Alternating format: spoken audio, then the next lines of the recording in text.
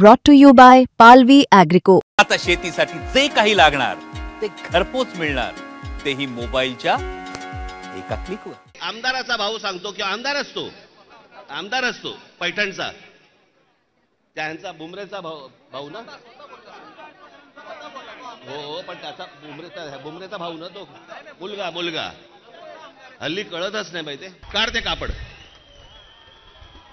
हे सगळे दुबार मतदार आहेत, हे एवढे सगळे दुबार मतदार आहेत।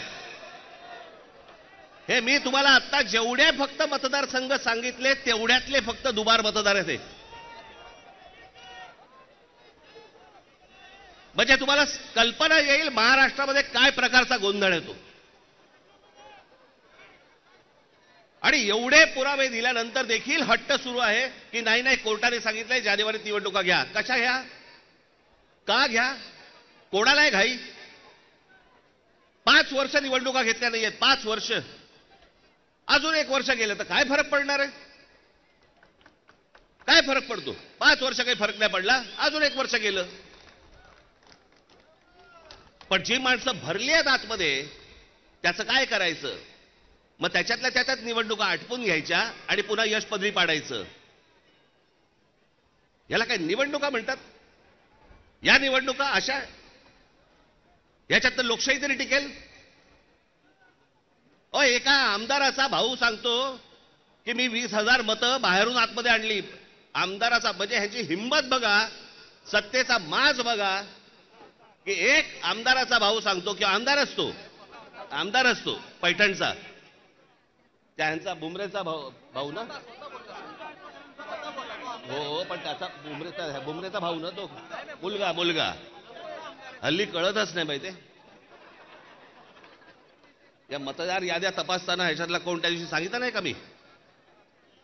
मुलीचं वय 114, वडिलांचं वय 43।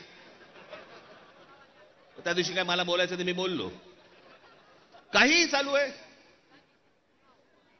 त्या नवी मुंबईचे आयुक्तांच्या बंगल्यावरती मतदार नोंदवले गेलेत। कोणीतरी सुलभ शौचालयामध्ये नोंदवला गेला। कुठेही बसलेला दिसला की काही नोंदवायचा का? ही अत्यंत लाजिरवाणी गोष्ट मला असं वाटतं ही देशभर सुरू आहे, प्रत्येक ठिकाणी सुरू आहे, प्रत्येक मतदारापर्यंत समजलंय। परवा दिवशी तर मी त्या वोटिंग मशीन बद्दल बोललो, मी त्याचं डेमॉन्स्ट्रेशन दिलं। मी हे गेले 2017 पासून ओरडून सांगतोय की ह्याच्यामध्ये गडबड आहे, ह्याच्यामध्ये गोंधळ आहे, अशा प्रकारच्या।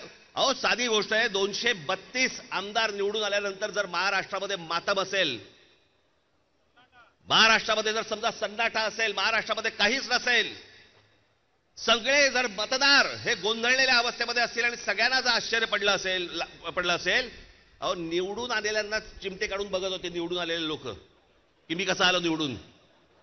पण निवडून आलेल्याची सोय अगोदरच झाली होती, त्याच्यामुळे त्याला माहिती नव्हतं की मी निवडून येणार।